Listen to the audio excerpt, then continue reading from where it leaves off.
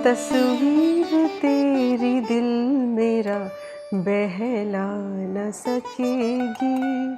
तो ये उनका भी लकी चार्म था।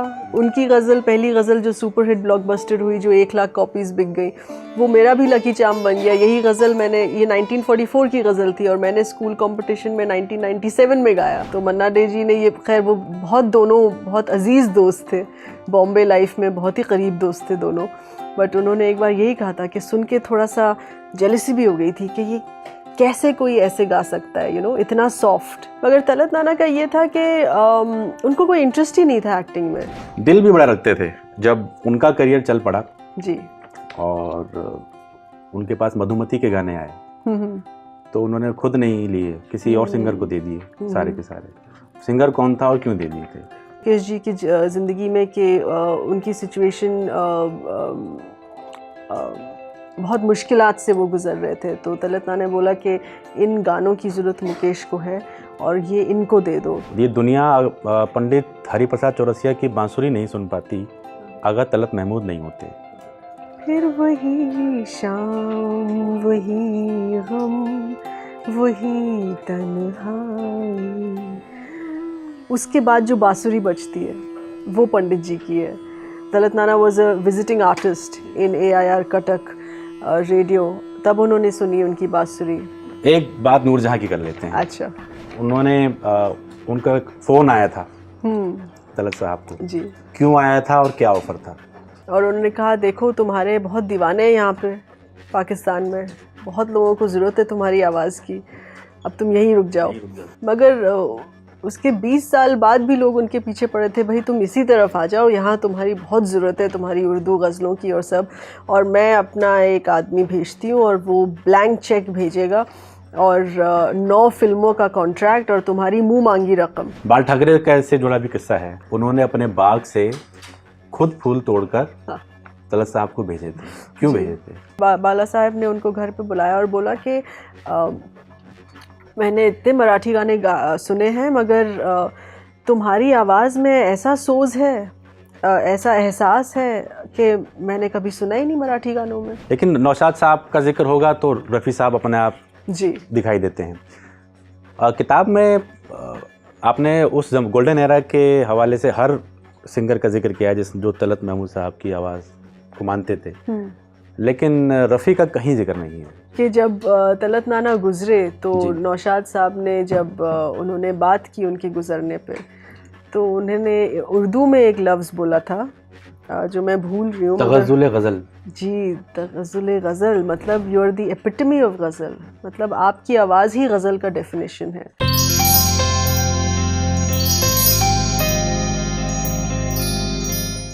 विब्राटो गायकी की, संगीत की एक ऐसी क्वालिटी जो गीत के बोलों में छिपे जज्बात की कशिश को और बढ़ाने में काम आती है। बड़े बड़े सिंगर्स भी कई सालों की प्रैक्टिस के बाद भी अपने गले में विब्राटो को इंस्टॉल नहीं कर पाते, यानी उसको क्रिएट नहीं कर पाते। हिंदुस्तानी फिल्म संगीत एक से बढ़कर एक नगीनों से मालामाल है, लेकिन कहते हैं कि अजीम फ़नकारों की फहरिस्त में सिर्फ एक नाम ऐसा है जिसके गले में कुदरती तौर पर विब्राटो था। तलत महमूद ने अपनी आवाज़ से पंडित भीमसेन जोशी से लेकर भूपेन हज़ारिका जैसे महान कलाकारों का ध्यान खींचा। उनकी आवाज़ सुनकर कोई लड़का जगजीत सिंह बन गया तो कोई मेहंदी हसन। अफ़गानिस्तान के बादशाह से लेकर शिवसेना के बाल ठाकरे तक उनकी नरम आवाज़ के कदरदान थे। इसी महीने की 24 तारीख को उनका 100वां जन्मदिन है और उससे पहले एक किताब की चर्चा है जिसका नाम है Talat Mahmood the definitive biography.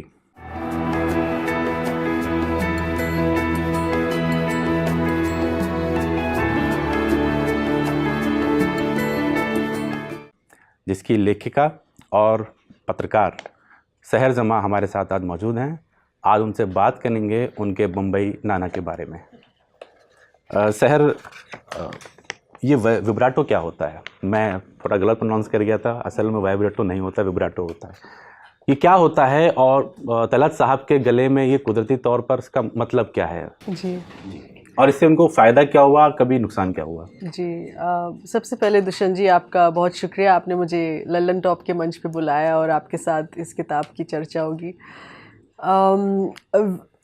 Vibrato जो आपने पूछा, ये बहुत यूनिक था उन्हीं की आवाज़ के लिए उस टाइम पे फ़िल्मी दुनिया में, बिकॉज़ यूजुअली ये क्वालिटी बाय ट्रेनिंग मिलती है, but not for regular singing. Opera singers के लिए ये एक विब्राटो की ट्रेनिंग होती है, या और आजकल कई सारे सिंगर्स जो ओपेरा नहीं गाते, जो दूसरे भी अदर जॉनर्स ऑफ म्यूज़िक गाते हैं, वो स्पेशली अपनी ट्रेनिंग लेते हैं कि थोड़ा सा आवाज़ हिले तो इमोशन और हो, वार्मथ ज़्यादा आए, एहसास इमोशंस का ज़्यादा हो। मगर तलत नाना के लिए, जैसे आपने बोला, मैं उनको बम्बई नाना बुलाती थी क्योंकि वो बम्बई में रहते थे, हम छुट्टियों में उनके साथ वक्त गुजारते थे बम्बई में। तो आपके भाई ने आपको सजेस्ट किया था कि वो बम्बई में रहते तो उनको बम्बई नाना, हाँ, वो सबसे आसान था तो वो बम्बई नाना नाम पड़ गया। तो ये विब्राटो की क्वालिटी उनके वोकल कॉर्ड में कुदरती तौर से थी। इट वाज इनबिल्ट कि जब भी वो आलाप लगाएं, जब भी वो गाएं या लंबा कुछ गाना गाएं, तो वो ऑटोमेटिकली वो एक वाइब्रेशन, एक कंपन जो है अपने आप नेचुरली निकलता था। बिल्कुल। आमतौर पे जब सालों की प्रैक्टिस के बाद गले में इस तरह की क्वालिटी पैदा कर पाते हैं, लेकिन उनको कुदरती तौर पर ये हासिल था। जी। और यही बात उनको वाहिद बनाती थी। राइट। और इसलिए आजकल के ज़माने में जैसे सिंगर्स मोहम्मद रफ़ी साहब, मुकेश जी, किशोर कुमार जी के जब गाने गाते हैं, उनको ज़्यादा आसान लगता है उनके कुछ गाने गाना, मगर तलत नाना के गाने लोग नहीं गा पाते क्योंकि वो विब्राटो नहीं ला पाते अपनी आवाज़ में। तो वही ये क्वालिटी थी। मगर जैसे आपने बोला, जो इनकी ये यूएसपी थी, वो इनके लिए एक मुश्किल भी बन गई शुरुआत में। कोलकाता में जब उन्होंने अपना करियर शुरू किया तो इस विब्राटो को बहुत अप्रिशिएट किया गया, जब वो गज़ल गाते थे और बंगाली गाने तपन कुमार के नाम गाते थे।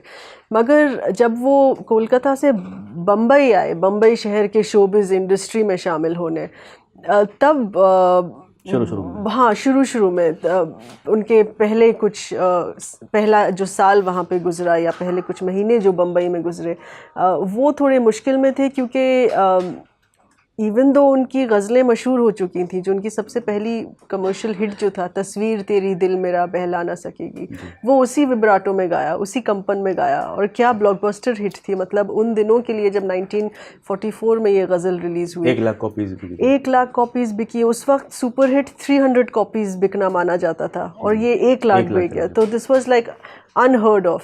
उसी कंपन में गाया क्योंकि कंपन को वो हटा नहीं सकते थे, वो उनकी आवाज़ में था। मगर उसके बावजूद जब वो हिंदी फिल्म इंडस्ट्री बम्बई में आए तो इसको क्रिटिसाइज़ किया जाता था कि तुम्हारी आवाज़ इतनी हिलती है, तुम आलाप में उसको संभाल नहीं सकते, उसको सीधी नहीं रख सकते, और वो ऐसे हिलती है। तो तब जिन्होंने इस विब्राटो की सही क्वालिटी पहचानी, वो अनिल बिस्वास साहब थे। और उन्होंने बोला, यही जो एक कैरेक्टर ऑफ योर वॉइस है, जो कंपन है, इसी को हम ऐसे पॉजिटिव मान के चलेंगे कि सब तुम्हारे पास दौड़े चले आएंगे। और वही हुआ। एंड आई थिंक वो इसलिए हुआ क्योंकि अनिल बिस्वास जी जिनको भीष्म पितामह बोला जाता है, Bhishma Pitamah of the Hindi film industry as far as music is concerned, क्योंकि वो पहले थे जो कॉन्सेप्ट लाए ऑर्केस्ट्रा बैठाने का। तो मतलब वो 20-20 पीस ऑर्केस्ट्रा के साथ अपने गाने रिकॉर्ड करते थे, और उन्होंने ये सिस्टम ऑफ मुखड़ा और अंतरा शुरू किया। क्योंकि पहले जब हिंदी फिल्म के गाने थे वो बहुत फोकिश टाइप होते थे, बैठ के गा लिया, बीच में हारमोनियम बज गया, तबला बज गया, उस पर कॉम्पोजिशन पे इतना फोकस नहीं था कि ऑर्केस्ट्रा बजाया जाए। तो आई थिंक वो उनका जो क्रिएटिव लीनिंग थी अनिल बिस्वास जी की, कि वो ऑर्केस्ट्रा बड़ा बैठा के गाना गाएं। सो उसकी वजह से आई थिंक उन्होंने सोचा कि ये ऑपरेटिक क्वालिटी जो है कंपन की, विब्राटो की, ये तो ऑर्केस्ट्रा में ज़बरदस्त साउंड है। इसीलिए वो तलत कहते थे कि ऊपर खुदा है और नीचे अनिल बिस्वास। हाँ, आसमां पे है खुदा और ज़मीन पे अनिल दा। चलिए, और बाद में फिर उनकी अजमत इतनी ऊपर गई कि बाद में उनको तलत साहब को वहदहू ला शरीका लहू तक कहा गया। उस पर हम बाद में आएंगे। अच्छा। लेकिन वो पाकिस्तान का किस्सा है वो तो। हाँ। थोड़ा बचपन की बात कर लेते हैं। किताब जब शुरू करते हैं तो पहले पन्ने से ही मंजूर महमूद, उनके वालिद, थोड़ा बहुत ध्यान खींचते हैं जी, कि भाई ऐसा बाप जो बच्चों को की शायरी के करने में या उनको मौसीकी में उसको कोई खास आपत्ति नहीं है, लेकिन एक हद तक ही जी जी जैसे ही वो करियर के तौर पे लेते हैं तो बहुत ज़्यादा नाराज़ होते हैं। हाँ ऐसे में ध्यान खींचती हैं उनकी फूफी महलका बेगम। मैं नहीं समझता हूँ कि तलत के जो उनका जो मैरिज स्कूल तक का जो सफ़र है वहाँ तक अगर हम उनका जिक्र नहीं करते हैं महलका बेगम का तो बड़ी नाइंसाफ़ी हो जाएगी। तो उनके बारे में थोड़ा आप बताइए कि कैसे वो कहते हैं कि वो मतलब बड़ी पुरानी सी बात है, कह देते हैं यूँ कि एक आदमी की कामयाबी के पीछे हाँ औरत का हाथ होता है। लोग सोचते हैं या तो वो बीवी होगी या माँ, हाँ, लेकिन यहाँ फूफी थी। यहाँ फूफी थी। तो वो कैसे है वो बताइए। तो महलका बेगम जो थी एक बहुत ही ख़ास औरत थी अपने ज़माने के लिए। तो और हम अपने आपके दर्शकों को बताएं कि हम किस सदी की बात कर रहे हैं इसमें। तलत महमूद जी जिनका जन्म 1924 में हुआ, तो महलका बेगम उस ज़माने की औरत थी और फूफी थी। और स्पेशली मुसलमान औरतें जो पर्दे के पीछे रहती थी और बहुत कंजर्वेटिव माहौल में उनकी अपब्रिंगिंग होती थी, मगर महलका बेगम एक ऐसी थी जो बिल्कुल ही जैसे आजकल के दिनों में वुमेंस लिब चैम्पियन और ट्रेल ब्लेज़र उस ज़माने में थी कि उन्होंने पर्दा सिस्टम नहीं मानी, पर्दा सिस्टम का वो रिवाज नहीं रखा उन्होंने। पढ़ाई उनकी पूरी थी, उर्दू, गज़ल, मौसीकी, शायरी में बहुत ज़्यादा दिलचस्पी रखती थी। अपने घर पे वो इन सब आर्टिस्ट को बुलाती थी, महफ़िल कराती थी, प्रमोट करती थी आर्टिस्ट को कि एक नए शायर आए, आप आइए हमारे घर पे महफ़िल में, आप अपनी शायरी सुनाइए, आप आइए अपनी गज़ल सुनाइए हमारे घर पे, हम महफ़िल करते हैं। तो वो उस टाइप की art crusader and activist type की औरत थी। तो उन्होंने बम्बई नाना की तलत महमूद की ये क्वालिटी को परखा, पहचाना कि ये लड़का है भाई। बाकी लोग भी घर पे हैं जो महफ़िल में बैठते हैं, मगर ये इतना छोटा सा लड़का है जो उर्दू शायरी को इतनी अच्छी तरह समझता है। एक छोटी सी डायरी मेंटेन करता है, उसमें गालिब और मजाज के कपलेट्स लिखता है, उनको समझता है और फिर उनको अपने एहसास में इमोशन डाल के ये लड़का छोटा बच्चा उनको गाता है गज़लों में। सो शी रिकग्नाइज्ड कि ये लड़का बहुत ख़ास है, उसका आर्टिस्टिक लीनिंग है और इसको इनकरेज करना चाहिए। अगर उसको इतना ज़्यादा इंक्लिनेशन है कि प्रोफेशनली म्यूज़िक को लिया जाए तो इसको इनकरेज करना चाहिए। ये ऐसी टैलेंट है जिसको नर्चर किया जाए। भतीजी के लिए भाई से बढ़ गई थी जी। फिर वहाँ से लखनऊ या अलीगढ़ मैरिज म्यूजिक स्कूल। जी जी। तो वहाँ पे एडमिशन की कहानी भी बड़ी दिलचस्प है। थ्योरी में तो फेल हो गए थे। हाँ। तो फिर पास कैसे हुए, एडमिशन कैसे हुआ? वो प्रैक्टिकल में पास हुए। और मैरिज कॉलेज, हम बता दें अपने दर्शकों को, ब्रिटिश इंडिया टाइम वो मैरिज कॉलेज कहलाता था, मगर अब वो भाटखंडे म्यूज़िक यूनिवर्सिटी है लखनऊ में और बहुत हमारी फोरमोस्ट यूनिवर्सिटी और कॉलेज है म्यूज़िक के लिए। भाटखंडे की भी हिस्ट्री बहुत स्पेशल है। वाजिद अली शाह का जो परी महल था उसी को बनाया गया भाटखंडे। तो जैसे आपने बोला थ्योरी के आंकड़ों में तो वो फेल हो गए, बट प्रैक्टिकल में जब उन्होंने एक आलाप लगाया और गाना शुरू किया, जजेस ने बोला अरे इसको तो ये नुकसान की बात है अगर इस लड़के को हम नहीं रखें अपने कॉलेज में। तो पढ़ाई उन्होंने पूरी की। बिकॉज आलाप जो लगाया था उस टाइम पे उनकी उम्र कितनी थी? देखिए कॉलेज एडमिशन हम लेते हैं उस time, because this was bachelors, तो 12वीं के बाद, तो 18 10th के बाद हुआ था शायद।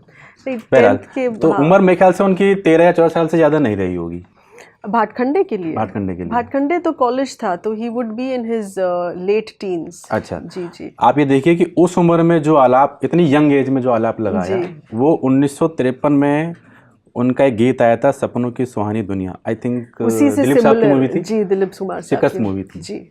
और वही आलाप उस गाने के लिए यूज हुआ है। हाँ, तो वो समझाने के लिए बोलते थे कि उस गाने में जो मैंने आलाप लगाया वो वैसी आलाप था जो मैंने कॉलेज में लगाया था उस वक्त, सिमिलर टू दैट। या ट्रेनिंग के बाद सबसे पहले लखनऊ में रेडियो में गाने लगे जी। तो उन दिनों पंडित भीमसेन जोशी भी आए हुए थे जी। अपने ठुमरी सीखने के लिए आए हुए थे जी। और भी जो छोटे छोटे क्लासिकल रियाज होते थे उसके लिए आए हुए थे। या। तो वहाँ पे तलत साहब भी गाते थे, तो वो कहते थे कि यार इस लड़के को की आवाज़ जो है वो मुझे बहुत पसंद है। जी बिल्कुल उनको सुनते थे। तो जब उन्होंने भाटखंडे में एडमिशन लिया था वो ऑलरेडी 1-2 साल लखनऊ AIR में गा चुके थे। तो जब उन्होंने एडमिशन लिया वो ऑलरेडी एक स्टार स्टूडेंट थे, लोग उनकी आवाज़ रेडियो से पहचानते थे। या तो भीमसेन जोशी तो मतलब जो रवायतन सिंगर थे क्लासिकल के उसके थे, लेकिन फिल्मी दुनिया में जब क्लासिकल सिंगिंग की बात आती है तो मतलब मन्ना डे ख्याल में भी कोई नहीं आता, पहले मन्ना डे ही आते हैं। हाँ, रफ़ी साहब थे, उनकी रेंज बहुत लंबी थी, बिल्कुल, लेकिन सबसे पहला नाम मन्ना डे का ही आता था जी। तो उन्होंने उनका एक गाना था तस्वीर तेरी दिल मेरी बहला न सकेगी, जो तलत साहब ने गाया था। तो उन्होंने कोशिश करी कि इसको कॉपी किया जाए, फिर क्या हुआ था? आप मन्ना डे साहब की बात कर रहे हैं जी। तो ये उन्होंने किस्सा सुनाया था कि जब ये रिलीज़ हुआ था 1944 में तो सब they were surprised and taken up by this talent कि ये कैसी एक नायाब सी मखमली आवाज़ है जो ऐसे गाती है, और उसको रिपीट करना या कॉपी करना कितना मुश्किल है। तो मन्ना डे जी ने ये, खैर वो दोनों बहुत अजीज़ दोस्त थे, बॉम्बे लाइफ में बहुत ही करीब दोस्त थे दोनों, बट उन्होंने एक बार यही कहा था कि सुन के थोड़ा सा जेलसी भी हो गई थी कि ये कैसे कोई ऐसे गा सकता है, इतना सॉफ्ट, इतना मुलायम, इतना सॉफ्ट, जिसको हम कोशिश भी करें कि हम नहीं कॉपी कर। और उन्होंने एक्सेप्ट किया, कह रहा मैंने कोशिश करी है इस लड़के को कॉपी करने की, लेकिन मैं नहीं कर पाया हूँ, कोई गा नहीं सकता। ये उनका लिखा है किताब में कि कोई तलत जैसा गा नहीं सकता इस गाने को। तस्वीर लफ्ज़ से उनकी बहुत सारी गज़लें हैं जो बहुत हिट हुई हैं। उनमें से एक है तस्वीर बनाता हूँ तस्वीर नहीं बनती, और इस गज़ल से जुड़ा एक किस्सा आपका भी है जी। इससे मैं ये जानना चाह रहा हूँ कि तलत साहब की सिंगिंग का जो असर था वो कितना लंबा था कि उन्होंने इतने टाइम पहले गाया जी, और दशकों बाद जब उसे आपने गाया तो आज के जनरेशन ने तो उसको सुना नहीं। हाँ, लेकिन फिर क्या हुआ था? फिर ये बहुत मज़ेदार किस्सा है जो मैं आप किताब में जिक्र कर रहे हैं कि मैं इसको एक लकी चार्म बोलती हूँ। तस्वीर जो गज़ल थी, तस्वीर तेरी दिल मेरा बहला न सकेगी, तो ये उनका भी लकी चार्म था। उनकी गज़ल, पहली गज़ल जो सुपर हिट ब्लॉकबस्टर हुई, जो 1 लाख कॉपीज़ बिक गई, वो मेरा भी लकी चार्म बन गया। यही गज़ल मैंने, ये 1944 की गज़ल थी और मैंने स्कूल कंपटीशन में 1997 में गाया, जो मुझे लगा कि मैं एक बहुत ही एंशंट पीस गा रही हूँ, क्योंकि हमारे ज़माने के बच्चे जगजीत सिंह साहब को गा रहे थे, और मेरी मम्मी ने मुझे बोला कि भाई तुम्हारे ख़ानदान में इतना बड़ा गायक बैठा है, तुम उन्हीं की गज़ल गाओ। तो मैंने बहुत ही हेजिटेशन के साथ वो स्टेज पे जाके गाया कि ये पता नहीं कौन सी एंशंट गज़ल मैं गा रही हूँ, मगर जजेस को इतना पसंद आया कि मैं वो जीत गई कंपटीशन। फिर बम्बई आके जब तलत नाना को बताया कि सहर ने तस्वीर गाया और वो जीत गई, तो उन्होंने बोला चलो गा के सुना, वैसे मैं आपके सामने थोड़ी गाऊंगी। उस दौर में ये था कि सिंगिंग स्टार का दौर था, अगर आप गाते बहुत अच्छा हैं जी और पर्सनैलिटी देखने में अच्छी है तो मान के चलिए कि आप एक्टर भी बन ही जाएंगे। राइट। तो तलत साहब का स्क्रीन पे आने का जो पहली बार है उसका क्या किस्सा है? पीसी बरुआ से जुड़ा हुआ है मेरे ख्याल से। हाँ, तो उनका स्क्रीन पे आने का अजीब सा किस्सा है, क्योंकि जब भी आप फिल्मी दुनिया में एंटर करते हैं तो कई लोग ये कोशिश करते हैं कि पहले एक्टर ही बने, फिर बाद में सक्सेसफुल हुए या नहीं। मगर तलत नाना का ये था कि उनको कोई इंटरेस्ट ही नहीं था एक्टिंग में। उनके डायरेक्टर और प्रोड्यूसर्स ने उनकी शक्ल देखी और उनकी फीमेल फ़ैन फॉलोइंग को समझा कि गायकों में से सबसे ज़्यादा फीमेल फॉलोइंग तलत की है, कुछ एक्टर्स से भी ज़्यादा है, because he was so handsome. तो उन्होंने बोला तुम अजीब आदमी हो कि तुम पर्दे के पीछे रहना चाहते हो, लोग तुम्हारे शक्ल आवाज़ के तो दीवाने हैं, मगर हमने नोटिस किया तुम्हारी शक्ल के भी दीवाने हैं, और तुम आना ही नहीं चाहते कैमरा के सामने, ये क्या बात हुई? फिल्मी दुनिया में तुम आना नहीं चाहते। तो उनको बाकायदा उनके डायरेक्टर प्रोड्यूसर ने घसीट सबके सामने लाए कि भाई तुम्हें तो एक्टिंग करनी ही पड़ेगी। तो उन्होंने कुछ 13 फिल्मों में एक्टिंग की, मगर then he put his foot down. It's very strange. He was very reluctant to be a hero. मुझे 2 भी किस्से याद आते हैं। एक तो पहली फिल्म में उन्होंने तौबा कर ली, वो जो दाढ़ी वाली बात है। हाँ, वो कोलकाता एक अनिल विश्वास के घर में जो हुआ था जी, वो 2 बताइए। तो पहली फिल्म जिन्होंने उन्होंने दाढ़ी लगा के एक साधु का रोल किया वो तो कलकत्ता में था, और वो शेव करके पहुंच गए कि यार कि आज मेरा पहला शॉट है तो मैं अच्छा साफ लगना सुथरा चाहिए। लगूं। फिर हाँ। उनको सब दाढ़ी वाली पहना दी और उनको एक एक्स्ट्रा के तौर पे रखा गया, बट वो बहुत ही एक छोटा रोल था। वो मुश्किल से 19-20 साल के रहे होंगे उसमें। बट बम्बई में उन्होंने और बहुत बड़ी फिल्में की, माला सिन्हा जी के साथ, नूतन के साथ, श्यामा के साथ, सुरैया के साथ, जो बहुत, वो तो सिल्वर जुबली भी थी। मगर ये जो अनिल बिस्वास के साथ जो आप किस्सा बता रहे हैं, वो ऑडिशन के लिए गए थे अनिल बिस्वास जी के घर, और उनकी अनिल दा की जो पत्नी थी वो एक बहुत बड़ी फिल्म स्टार थी और वो अपना एक प्रोडक्शन हाउस चलाती थी। तो अनिल दा ने उनको देखा और उन्होंने सोचा ये तो इतना खूबसूरत नौजवान है। उन्होंने सोचा ही नहीं कि ये गाने के लिए आया है। उनको बोला अरे तुम तो एक्टिंग के लिए आए हो, तुम जाओ मेरे बीवी से मिलो वहाँ प्रोडक्शन में। तो वो कन्फ्यूजन था। फिर बाद में अनिल दा को पता चला ये वही तपन कुमार है जो कलकत्ता में गाता है, और मैंने इसको एक्टिंग के लिए ऐसे भेज दिया, मैंने इसकी आवाज़ ही नहीं सुनी। फिर उनको फ़ोन लगाया गया और वापस बुलाया गया कि हाँ चलो गाना गाते हैं। तपन कुमार से ये है कि जितने बड़े स्टार वो हिंदी फिल्मों में बने सिंगिंग के, उतने ही बड़े वो मुश्किल 50 गाने गा के बांग्ला भाषियों के लिए बन गए थे जी। तो तलत महमूद वैसे ज़्यादा बड़े थे या तपन कुमार, और तपन कुमार बनने की कहानी भी क्या है? तपन कुमार बनने की कहानी एक बहुत ही एक अहम पर्सनालिटी से जुड़े हुए हैं। हमारे जो पंकज मलिक थे, पंकज मलिक जो न्यू थिएटर्स में थे, वो ख़ुद भी एक बहुत बड़े म्यूज़िक डायरेक्टर थे और new theatres part of the production house board भी थे।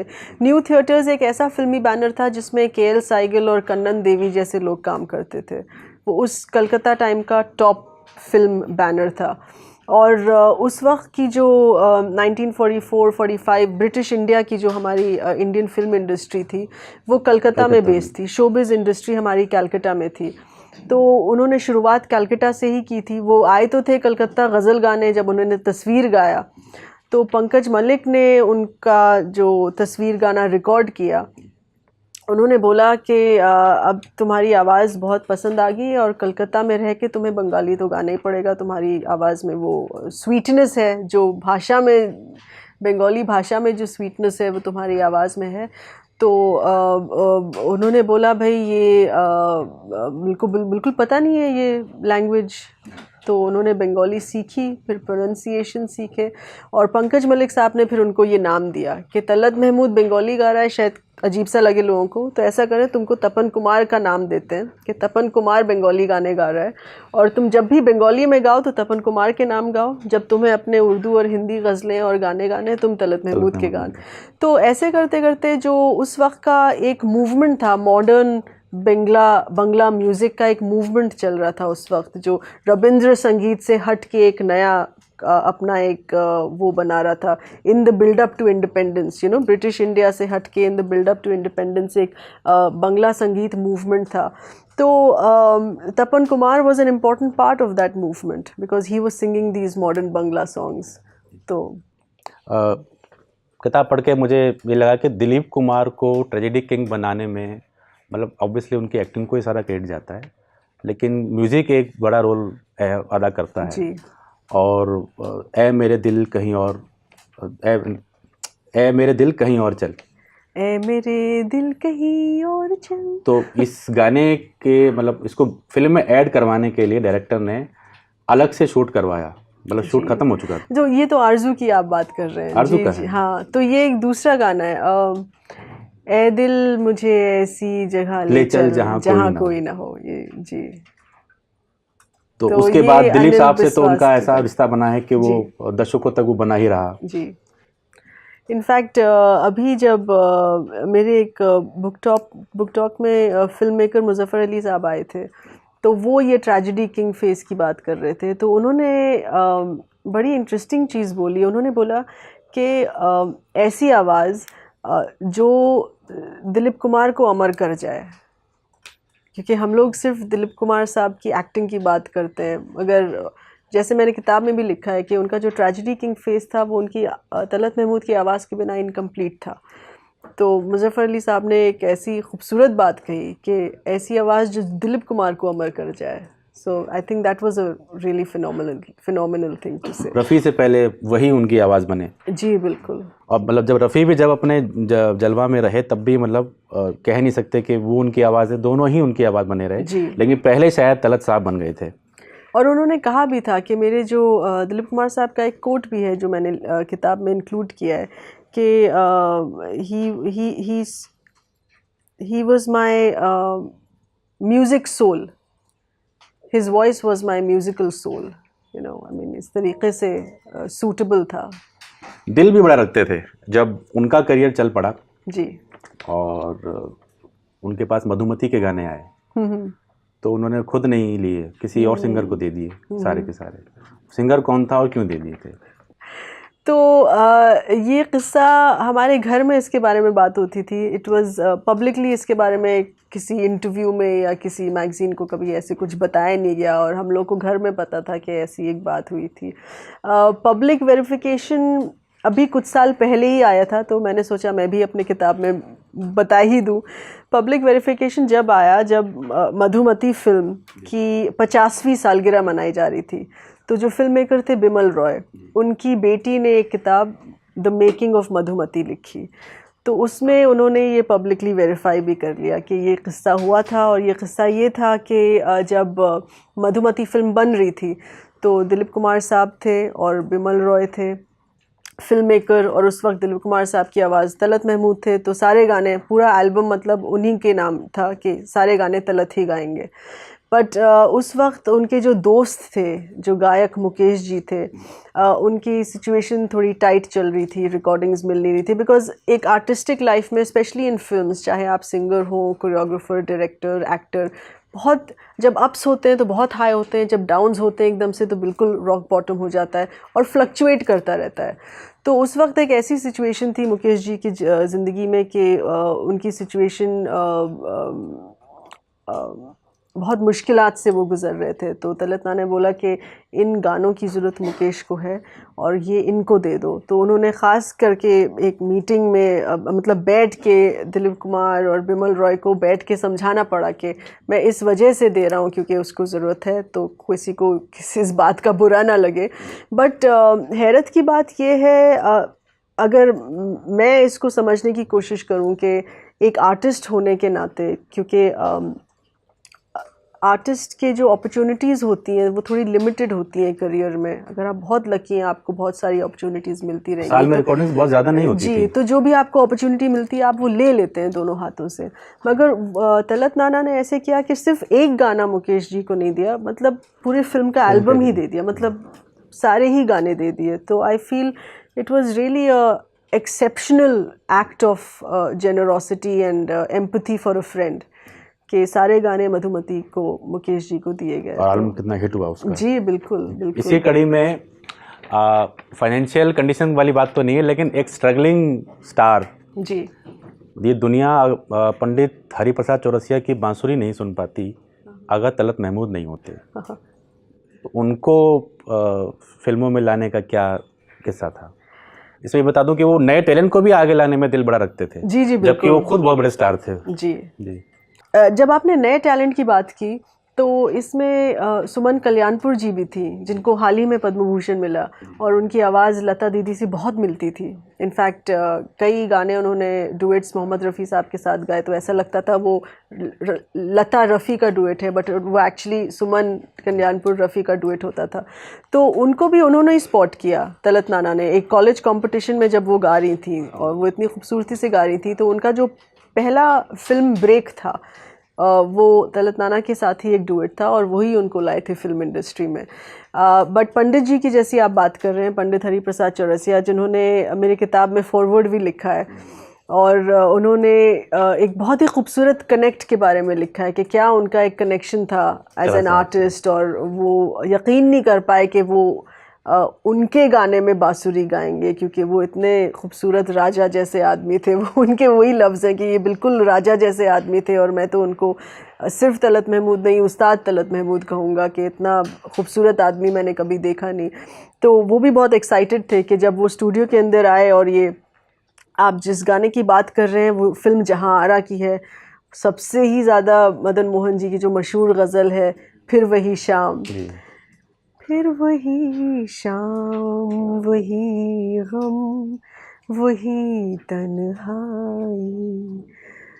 उसके बाद जो बांसुरी बजती है वो पंडित जी की है।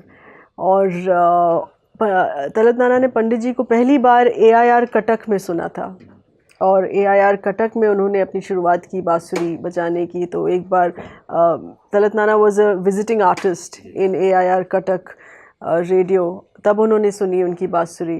फिर उनकी पहली फिल्मी रिकॉर्डिंग बॉम्बे में तलत महमूद के साथ हुई। या फिल्मों के अलावा भी जो नॉन फिल्मी गायक वो तो है ही जी, सरकार ने भी उनकी आवाज़ का खूब इस्तेमाल किया, जो भूदान आंदोलन यस, चला था। जी। तो मैं बता सकता हूँ किस्सा, लेकिन आप बताएं तो बेहतर है। नहीं, थोड़ा आप भी बताइए। उसमें ये था कि विनोबा भावे के नेतृत्व में चल रहा था जी। और सरकार भी उसमें उसको आगे बढ़ाया। हाँ, तो बाद में कहा कि भाई किस सिंगर को हम करें कि जिसकी आवाज़ इतनी इन्फ्लुएंस करे कि जिसके पास भी इतनी ज़मीन है कि वो दे सकता है, वो देने के लिए मजबूर हो जाए, इंस्पायर हो तो जाए। उस इन्फ्लुएंस के लिए मतलब तलत साहब की आवाज़ का इस्तेमाल किया। जी, जी। तो थोड़ा आप बताइए उस बारे में। तो वो ये डिस्कवरी ऐसी हुई कि तलत महमूद की एक ये जो मैंने बायोग्राफी लिखी, उनकी जीवन कथा, ये तो सबसे पहले लिखी गई है, मगर उन पे जो किताबें जो पहले आ चुकी हैं, एक उनकी किताब है जो उनका गीत कोश है। He was the first singer जिसके गीत कोश निकाला गया, लाइक सॉन्ग डिक्शनरी, कि आपके सारे गानों का एक साथ एक कंपाइलेशन हो।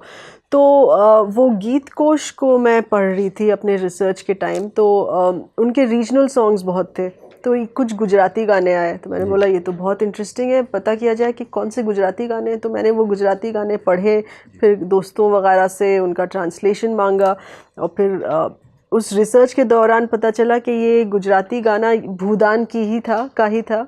वो सरकार ने उनसे रिकॉर्ड करवाया, HMV ने फिर उसको रिलीज़ किया कि टू इंस्पायर, जैसे आपने बोला, टू इमोशनली इंस्पायर पीपल, के वो डोनेट करें land for whatever purpose at that time was with Pandit Nehru's government.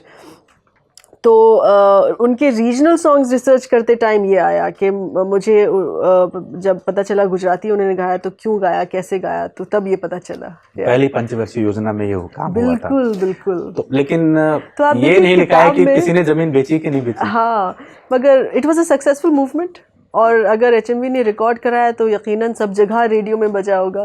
बेची से मतलब उनकी आवाज़ के बाद। जी, ये भी अगर होता तो और मज़ेदार होता। पर आप ये देखिए किताब में, आप मुझे बताइए कि क्या आपको ऐसा लगा कि क्योंकि वो उस एरा के थे, it was moving along with the history of India, कि हमारे नया देश जो था, इंडिपेंडेंट इंडिया एक नया देश था, इतने सारे एम्बिशंस थे कि देश के लिए काम करो, देश के हित में काम करो, वो उस जनरेशन के थे ये सारे आर्टिस्ट।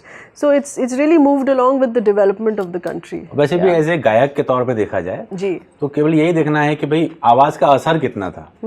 इसमें मुझे मेरठ का जो निषाद टॉकीज था सिनेमा हॉल, हाँ, वो भी बड़ा दिलचस्प है कि वो फिल्में चल रही हैं, नहीं चल रही हो तो बात की बात है, लेकिन अगर टिकट बेचने हो तो वो मालिक एक काम करता था, उसमें भी तलत साहब की आवाज़ का कि लाउड स्पीकर में उनके गाने बचे तो लोग आ जाएंगे टिकट खरीदने।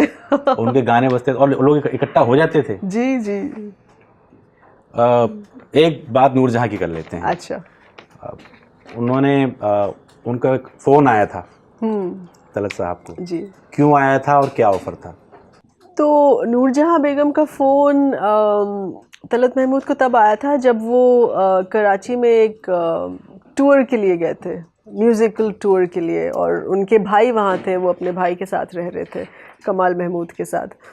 तो उनका कॉन्सर्ट वहाँ हुआ था, उसकी भी बात आप करेंगे कैसे मजमा जमा हो गया था, मगर बहरहाल तो मगर उनका टूर सिर्फ कराची में था, लाहौर वो जा नहीं पाए, तुरंत वापस आ गए रिकॉर्डिंग्स के लिए, और नूरजहां बेगम उस वक्त लाहौर में थी तो मुलाकात नहीं हो पाई। तो उन्होंने कॉल किया और उन्होंने कहा देखो तुम्हारे बहुत दीवाने हैं यहाँ पे पाकिस्तान में, बहुत लोगों को ज़रूरत है तुम्हारी आवाज़ की, अब तुम यहीं रुक जाओ।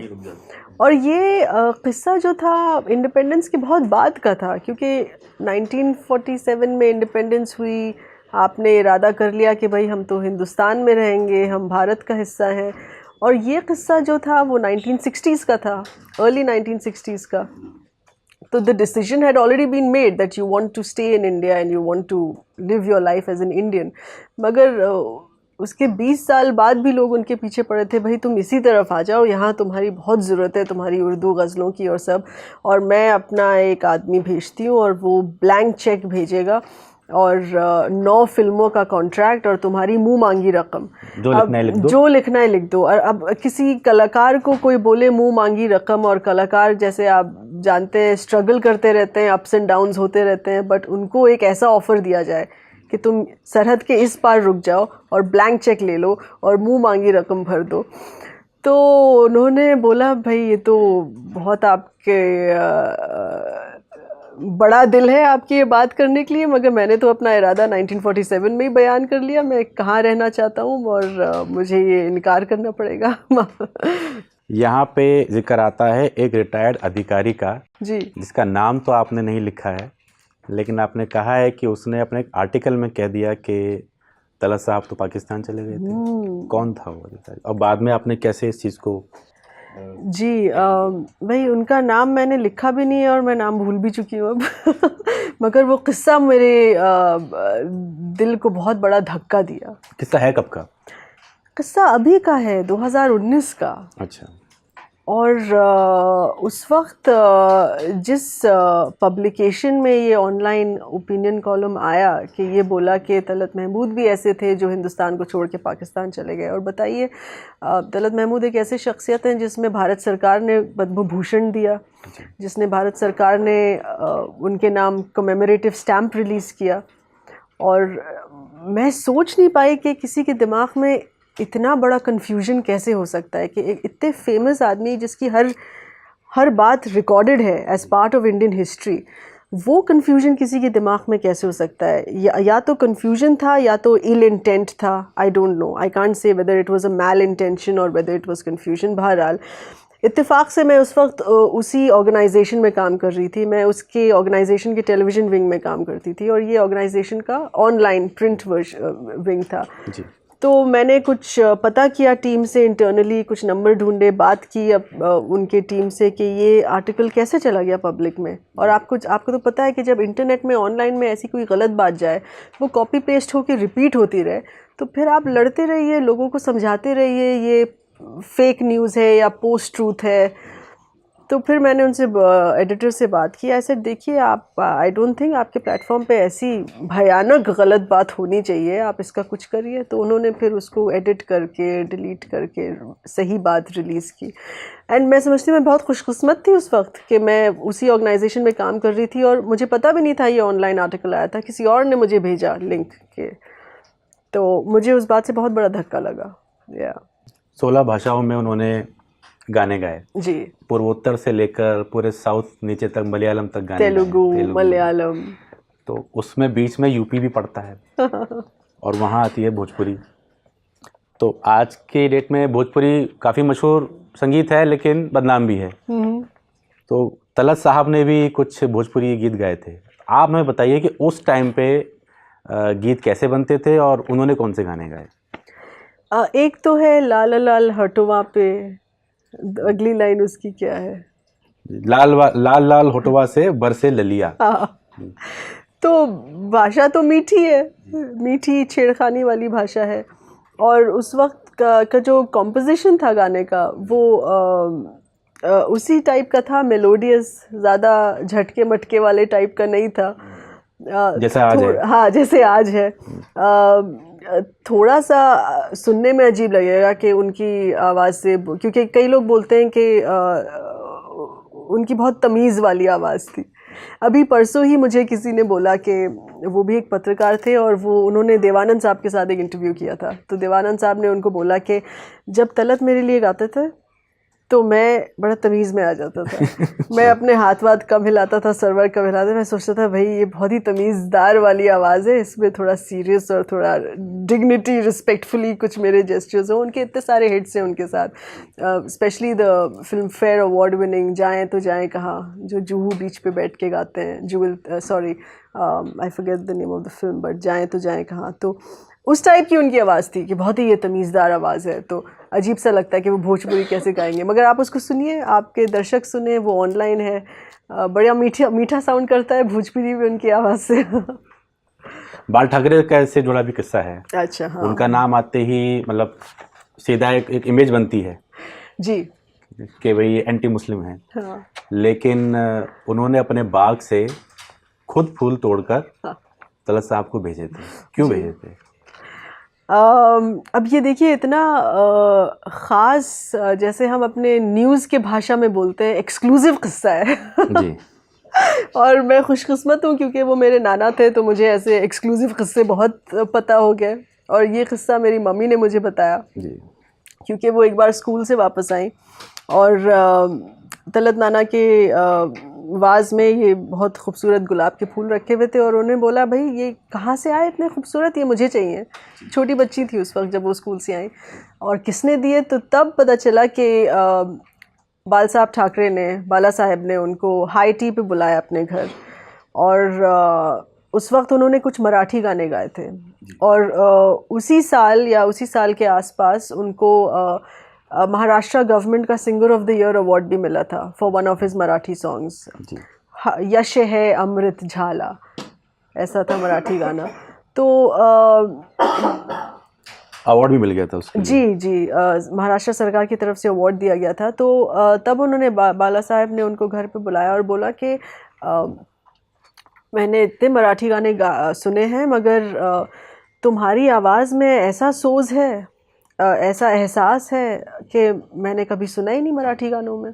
कहा है उन्होंने? हाँ, ये उन्होंने कहा है। तो यही वो ख़ास मुलाकात थी जब वो गए, उन्होंने अपने बाग से गुलाब के फूल तोड़े और उनको दिए।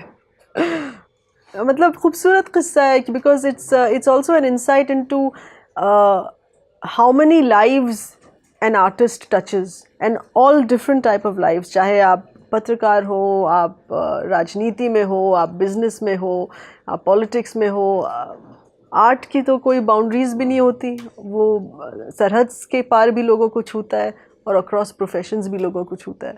सरहद के बाहर से आपने वो अफगानिस्तान के बादशाह ज़ाहिर खान, हाँ, यस, उन्होंने 1964 में कॉन्स्टिट्यूशन लाकर डेमोक्रेसी लाने का दावा किया। जी, और तब उसका बहुत बड़ा जश्न मना जी। और उसमें पाकिस्तान से भी बड़े बड़े गुलकार आए और हिंदुस्तान से तलत साहब भी पहुंचे थे। तो वहाँ नज़ाकत अली और सलामत अली भी आए थे। बहुत दिलचस्प है कि वो वहाँ पे तलत साहब की फिल्मी सॉन्ग गा रहे थे, जबकि वो क्लासिकल सिंगर है। हाँ। बहरहाल, लेकिन किस्सा ये है कि वहाँ पे प्रोटोकॉल का एक मामला था जी, कि ऐसे खड़े रहना है, ऐसे खाना है, ऐसे बैठना है, ऐसे इतना तस्वीर गाना नहीं है, लेना, ऐसे तस्वीर नहीं लेनी है। बादशाह सलामत को ये पसंद नहीं है, इस लाइन से बाहर नहीं जाना। लेकिन जब बादशाह सलामत आए तो फिर कुछ और ही काम हो गया। तो बादशाह सलामत जब आए, किंग ज़ाहिर शाह, हाँ, किंग ज़ाहिर शाह जब आए तो वो इनके इतने बड़े फ़ैन थे कि उनके साथ तस्वीरें खींचने लगी। जो प्रोटोकॉल ऑफिसर थे वो तो एक तरफ खड़े हो गए। वो लिस्ट लेके आए उन्होंने उनके हाथ में कहा कि ये तुम्हें दो नहीं, ये 22 गाने तुम्हें गाने हैं, डूज एंड डोंट्स, एंड हाँ, वो सब वो निस्ते ना वो उन्होंने वही कर दिया। तो फिर तस्वीरें भी ढेर खींची और फिर मैं वही किस्सा बयान करूँगी कैसे कि एक आर्टिस्ट कितने लाइव्स को छूता है और किस हद तक उनकी ज़िंदगी का इम्पैक्ट होता है। तो जब तालिबान गिरा था 9/11 के बाद अर्ली 2000 में, और जब उनकी नई सरकार बनी और किंग ज़ाहिर शाह को वापस वेलकम किया गया देश में, because he was in exile all this time, तो मैं तो अपनी रोज़ न्यूज़ की हेडलाइंस पढ़ रही थी दैट किंग ज़ाहिर Shah is back in the country and all. अपने सारे बुलेटिन्स करके मैं वापस घर आई तो मेरी मम्मी ने मुझसे बोला, तो किंग ज़ाहिर शाह तुम्हारे बुलेटिन में आज थे? आई सेड हाँ, it's all over the news, it's a big thing that king in exile has come back after decades back to Afghanistan. He said वो तलत नाना के बहुत बड़े फ़ैन थे। आई सेड अच्छा ठीक है। तो मतलब the relevance and presence of his just continued, you know, so many years after. जी, नौशाद साहब की अब बात करते हैं। अच्छा। फिल्म इंडस्ट्री का इतना बड़ा म्यूजिक कंपोजर वो रहे, बिल्कुल, लेकिन एक फिल्म बाबुल के बाद तलत साहब के साथ शायद कभी काम नहीं किया, और लव एंड हेट रिलेशनशिप आपने उसमें लिखा है। तो क्या वजह थी? मतलब इतना ऐसा तो है नहीं कि रफ़ी साहब को रेफरेंस का जो जलवा था, जी, क्या उससे अभिभूत होकर उन्होंने कभी तलत साहब को अप्रोच नहीं किया जी। या कुछ टेम्परामेंट का इशू था? ये मैंने भी बहुत समझने की कोशिश की, बहुत सारी चीज़ें पढ़ी, फैमिली में अलग अलग क़िस्सों के बारे में बात सुनी। ऐसा तो नहीं है कि बाबुल फिल्म जो थी दिलीप कुमार साहब के साथ, which was one of the films of the Dilip Talat partnership, और जिसमें मैं समझती हूँ नौशाद साहब ने तलत नाना की आवाज़ इतनी एक्सप्लोर की कि मैंने उसके बाद इतना एक्सप्लोरेशन सुना नहीं, क्योंकि बाबुल में ऐसे गाने हैं कि वो बिल्कुल बॉटम मोस्ट नोट पे गा रहे हैं, बिल्कुल डीप पिच पे तलत नाना की आवाज़ कुछ ऐसी है बाबुल में, और फिर suddenly it shoots up to the highest pitch. तो नौशाद साहब ने बहुत ही ज़बरदस्त तरीके से उनकी आवाज़ का इस्तेमाल किया, अप एंड हाई नोट्स में फ्लक्चुएट करके, न्यू साउंड्स एंड एक्सपेरिमेंट। तो बाबुल वॉज अ ग्रेट हिट जैसे आपने कहा, but what was their relationship, जिसके बारे में बोला भी गया है कि ऐसा नहीं है उन्होंने रिकॉर्डिंग नहीं की, 2 और फिल्मों की रिकॉर्डिंग हुई थी, आदमी और पालकी। जी, आदमी और पलकी 2 ये फिल्में थी जिनकी रिकॉर्डिंग हुई थी नौशाद साहब के साथ, मगर सर्कमस्टांसेस ऐसे थे या डिसीजंस ऐसे थे कि उनकी आवाज़ बदल दी गई, लास्ट मिनट किसी और से गवा दिया, या वो गाने को रिलीज़ नहीं किया। तो ऑब्वियसली थोड़ा खट्टापन था, और आई थिंक आर्टिस्ट के टेम्परामेंट जब नहीं मिल पाते तो फिर काम भी एक साथ नहीं हो पाता, बिकॉज नौशाद साहब was in my understanding he had an idea कि जो सिंगर है वो एक टाइट शेड्यूल में चले, रियाज का टाइम है, क्लासिकल ट्रेनिंग का टाइम है, या I mean please forgive me if I am mistaken, but I felt that he was strict task master, और एक आइडिया था that this is how a singer should B.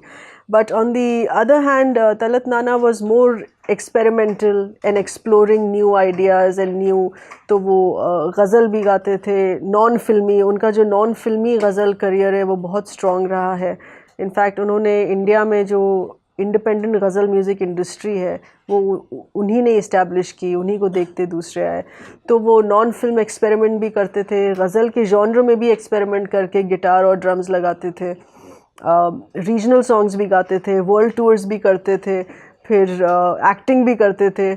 तो उनके दिन और उनके शेड्यूल मुख्तलिफ़ चीज़ों में बटा हुआ था, बट शायद एक तरफ नौशाद साहब का आइडिया हो कि सिंगर ऐसे फोकस रखे, तो आई थिंक नहीं करना चाहिए जी। So I think it was a difference of temperaments, और इसमें लॉस सिर्फ म्यूज़िक का हुआ है। लेकिन नौशाद साहब का जिक्र होगा तो रफ़ी साहब अपने आप जी दिखाई देते हैं। किताब में आपने उस गोल्डन एरा के हवाले से हर सिंगर का जिक्र किया है जो तलत महमूद साहब की आवाज़ को मानते थे, लेकिन रफ़ी का कहीं जिक्र नहीं है। केवल जो उनके जो फौत का वक्त था जब तलत साहब वहाँ गए और वहाँ उनका माथा चूम लिया जी, और ये तक कहा कि इस दुनिया को मेरे से ज़्यादा रफ़ी की ज़रूरत थी, लेकिन रफ़ी के हवाले से ऐसा कुछ नहीं है। ऐसा क्यों? मतलब क्या उनके बीच भी रिश्ता ठीक नहीं था? वो इसलिए कि आपने लिखा है कि ये बताता है, तलत का ये बयान बताता है कि भाई उन दोनों के बीच जो अफवाहें उड़ती थी रिश्ते ठीक ना होने की है, हाँ। वो गलत थी। तो वो ऐसी अफवाहें उड़ी क्यों? क्योंकि मे बी वर्जन सॉन्ग्स की वजह से ऐसी अफवाहें उड़ी कि जो रिप्लेसमेंट वाली बात थी, पलकी का गाना और जो दूसरा गाना था आदमी का, वो उनकी आवाज़ मोहम्मद रफ़ी साहब से रिप्लेस कर दी गई, या किसी और म्यूज़िक डायरेक्टर ने बोला मोहम्मद रफ़ी तुम्हारे लिए प्लेबैक करेंगे जब उनके एक्टिंग हो रही थी। तो आई थिंक वो रिप्लेसमेंट की वजह से अफवाह उड़ी, एंड शायद थोड़ी स्कर्मिश फ्रिक्शन रहा हो, बट जब रिप्लेसमेंट हो जाता है एक आर्टिस्ट के लिए, तो हम तो आजकल भी सुनते हैं कितने गायकों के साथ बिहाइंड द सीन्स रिप्लेसमेंट हो जाता है, फिल्म में किसी और की आवाज़ आ जाती है, सिंगर को बाद में पता चलता है, तो थोड़ा फ्रिक्शन तो रहा होगा। But I think golden era में सारे आर्टिस्ट की ये खासियत थी कि, और इसमें फिर देश के जुनून के बारे में बात आती है कि वो उस जनरेशन के थे जिन्होंने फ्रीडम स्ट्रगल देखा, पार्टीशन देखा और इंडिपेंडेंस देखा, और नया देश बनाने में सारे गोल्डन एरा के जो हमें आर्टिस्ट हैं उनका फोकस ज़्यादा था कि हिंदुस्तान और भारत के लिए काम किया जाए, हम अपना नया म्यूज़िक इंडस्ट्री इस्टेब्लिश करें, film industry, you rise above your personal differences and work for the larger good of the country and for the larger good of music and the identity of Indian music. तो इतनी ज़्यादा कड़वी rivalry golden era के artist में नहीं देखने को मिलती है। दोस्ती ज़्यादा थी, इंटरेक्शन ज़्यादा था। आजकल के हिसाब, आजकल का तो माहौल बहुत अलग है। तो महज 40 साल की उम्र में 1964 के बाद उनके लिए हिंदी फिल्मों के जो अप्रोच थी वो आना बंद हो गई थी, कमी आती थी। क्या ये नौशाद साहब वाला फैक्टर और रफ़ी वाला फैक्टर, रफ़ी का फैक्टर से मैं डोमिनेशन की बात कर रहा हूँ, वो डोमिनेट कर रहे थे उस वक्त इंडस्ट्री को, और नौशाद साहब से कथित तौर पे दुश्मनी हो गई, क्या इसीलिए उनके लिए दरवाजे बंद हो गए? नहीं, ऐसी कोई दुश्मनी का लफ्ज़ तो मैं इस्तेमाल नहीं करूँगी, क्योंकि जब तलत नाना गुज़रे तो नौशाद साहब ने जब उन्होंने बात की उनके गुज़रने पे, तो उन्होंने उर्दू में एक लफ्ज़ बोला था जो मैं भूल रही हूँ, तगज़ुल गज़ल। जी, तगज़ुल गज़ल, मतलब you are the epitome of ghazal, मतलब आपकी आवाज़ ही गज़ल का डेफिनेशन है। तो ऐसी कोई दुश्मनी की बात नहीं थी, but certain decisions and circumstances of that time. और रफ़ी साहब का जो डोमिनेशन था वो कोई पॉलिटिक्स की वजह से या किसी क्लैंडस्टाइन प्लान की वजह से डोमिनेशन था नहीं था। वो उनकी जो लिमिटलेस टैलेंट था रफ़ी साहब का, वो उसी वजह से वो डोमिनेशन था। और सबके अपने अपने एक सिग्नेचर स्टाइल था। तो तलत महमूद का जो सिग्नेचर स्टाइल था, जो सॉफ्टनेस थी, जो सॉफ्ट रोमांटिक सॉन्ग्स के लिए थी, या हैप्पी सॉन्ग्स भी उनके जो हैप्पी और फास्ट सॉन्ग्स हैं, मगर वो भी सॉफ्ट ही रोमांटिक रहते थे। और end of the 1960s end beginning 1970s हम लोग pop, rock and roll, sorry pop तो बाद में आया, रॉक म्यूज़िक का बहुत इन्फ्लुएंस स्ट्रॉन्ग हो रहा था। तो उसमें ऑर्केस्ट्रा लाउड हो रहा था, तो इनकी जो नरम सी आवाज़ थी वो दबी जा रही थी उसमें। ये एक टेक्निकल बात है जी। तो I don't think it was anything to do with any professional rivalry or animosity or fights. It was only that the style of music had changed and he understood कि उनका जो स्टाइल था वो अलग था, और इसको उन्होंने माना भी है। वही जगह लिखते हैं कि जो जिस स्टैंडर्ड में उन्होंने काम किया उस तरह का काम हो नहीं रहा था। वर्जन सॉन्ग से वो बहुत नाराज थे जी। तो उन्होंने कहा कि ये मेरी चॉइस थी। यस, ये भी एक बात है। बिल्कुल। और उन्होंने बड़े पॉजिटिवली इसको लिया, ये नहीं कि बैठे रहे और कुड़ते रहे या गम में मैं उसी पे आ रहा हूँ कि ये राइवलरी, मतलब सॉरी, इस फिल्मी सॉन्ग्स भले ही बंद हो गए, लेकिन इससे ये नहीं हुआ कि तलत महमूद एक हिट सिंगर नहीं रहे। राइट, वो बराबर बने रहे, लेकिन उनका काम करने का जो इलाका था वो कुछ और हो गया जी। उसके बारे में बताइए कि कैसे वर्ल्ड टूर करना शुरू किया। सबसे पहले शायद उन्होंने ही शुरू किया जी। तो वो उन्होंने अपने नॉन फिल्म गीतों पे और गज़लों पे उनकी रिकॉर्डिंग चल रही थी। फिल्मी रिकॉर्डिंग चाहे कम हो गई हो, मगर उनकी जो गज़ल करियर था वो काफ़ी स्ट्रॉन्ग चल रहा था।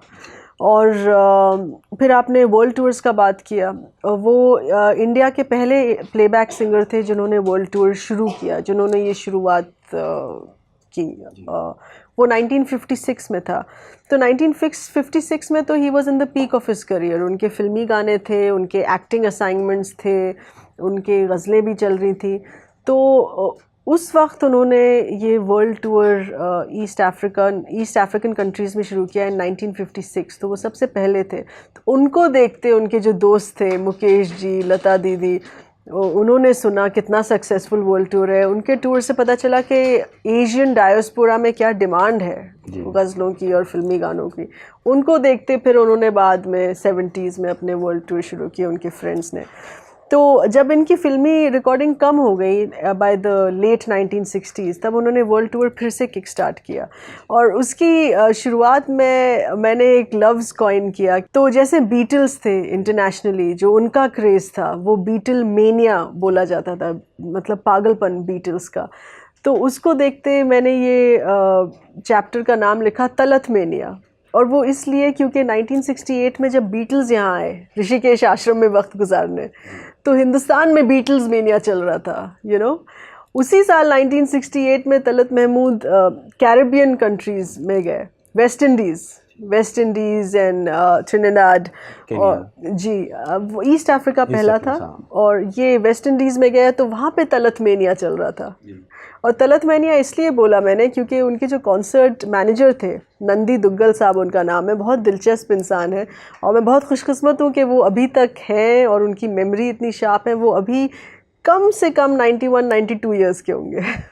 और मैंने उनको, उनका पता मुझे पता चला, उनके बारे में पता चला, मैंने उनको फ़ोन किया, उनसे बात की और बोला ये तो जैसे आप मेरी एक अलग ज़िंदगी के बारे में बात कर रही हैं कि क्या कॉन्सर्ट्स में मैं देखता था तलत के साथ, मगर उनको सब कुछ याद था कि क्या क्या हुआ वहाँ पे वेस्ट इंडीज़ में, कैसे ऐसा मजमा जम गया कि तलत महमूद एंटर नहीं कर पाए स्टेज, फिर पुलिस बुलानी पड़ी, तो पुलिस ज़मीन पे काम नहीं कर पाई, तो फिर उनके जो घोड़ों वाली पुलिस थी, माउंट पुलिस जिसको कहते हैं, वो बुलाया गया, ऊपर से हेलीकॉप्टर्स बुलाए गए कि रास्ता साफ़ किया जाए, फिर उनको परफॉर्मेंस किया जाए।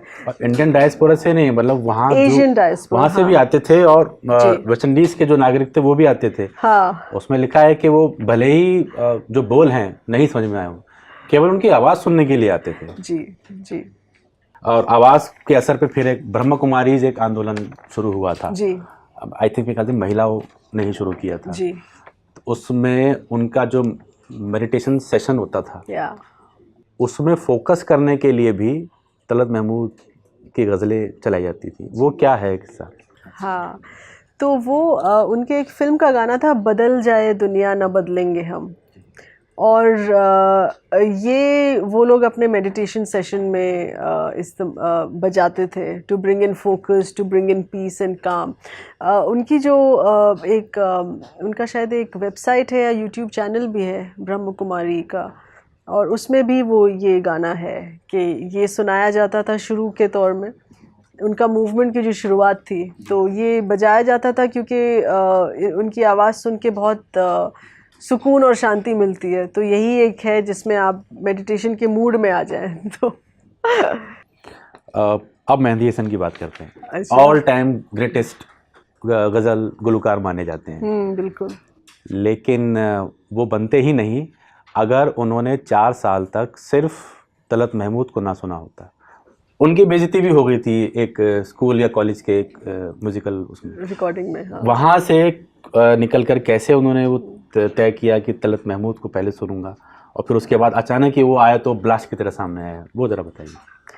तो मेहदी हसन साहब का एक बहुत ही खूबसूरत दिलचस्प कड़ी है, और वो बहुत ही दीवाने थे तलत महमूद के, बहुत ही बड़े फ़ैन थे, और दोनों जगजीत सिंह साहब और मेहदी हसन साहब उन्होंने कई बार अपने मंच पे इस बात का जिक्र किया है कि अगर तलत महमूद ना होते वो गज़ल गाए के नहीं करते, क्योंकि उन्हीं को सुन के, उन्हीं को उनके क्वालिटीज़ गा के, उनकी गज़लें गा के वो एंटर किए इंडस्ट्री, और कभी सोचा नहीं कि गज़ल गायकी में हम कलाकार बने या कुछ अपनी कमाई करें। उनकी सक्सेस देख के दोनों ने डिसाइड किया। जगजीत ने कहा गज़ल के लिए वॉइस परफेक्ट एक ही है, वो तलत की आवाज़ है। इज़ द गज़ल। तो यही एक किस्सा है कि जब वो कराची जाते थे अपने भाई से मिलने, मेहदी हसन साहब को पता चल जाता था, चाहे वो कभी पब्लिकली अनाउंस नहीं करते थे क्योंकि कभी प्राइवेट विज़िट भी होता था, अपने भाई से मिलने जा रहे हैं, मगर उनको पता चल जाता था कहीं ना कहीं से।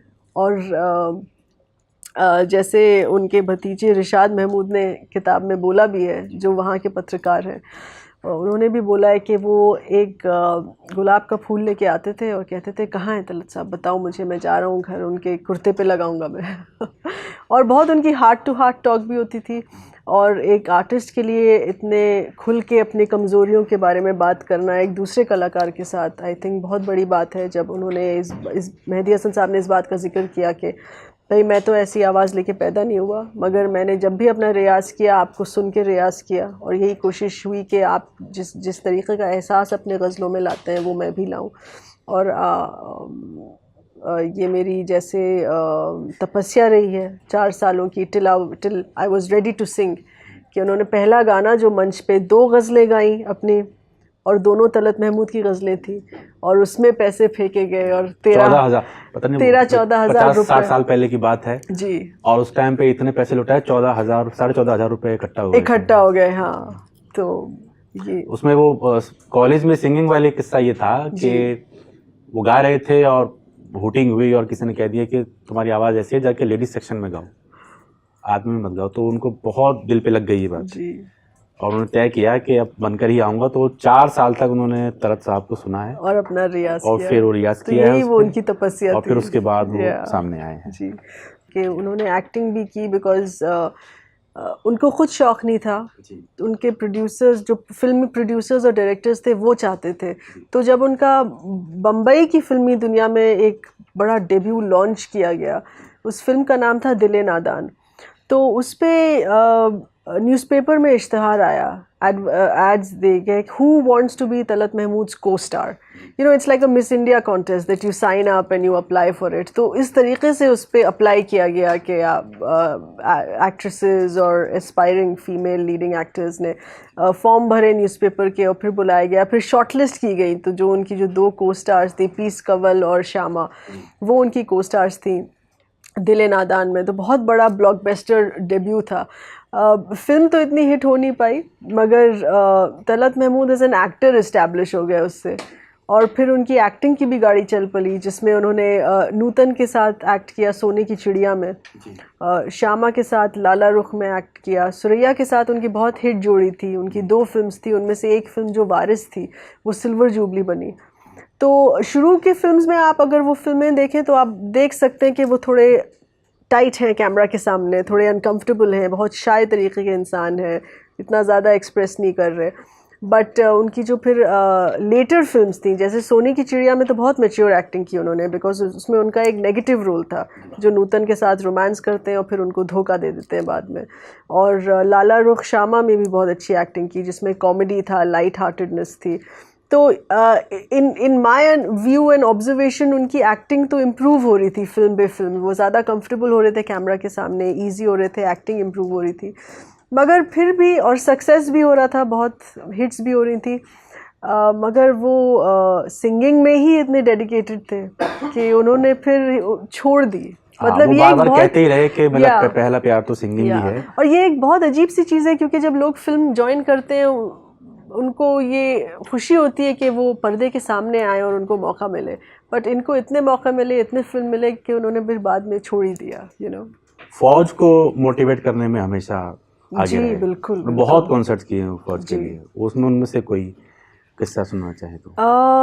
उसमें से एक किस्सा तो मुझे लद्दाख का याद आता है, क्योंकि लद्दाख का जो अजंता आर्ट्स ग्रुप जो बनाया था, ये एक ऐसा ग्रुप इस्टेब्लिश किया था सुनील दत्त साहब और नरगिस जी ने।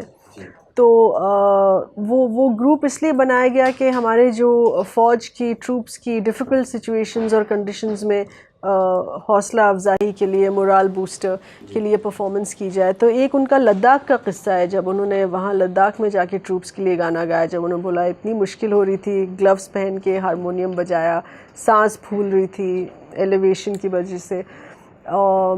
तो मगर फिर भी ही वॉज़ वेरी डेडिकेटेड कि जो भी हमारी फ़ौज जिस भी मुश्किल में है, हम उनको जाके उनका मोरल बूस्ट करें, उनको सपोर्ट करें।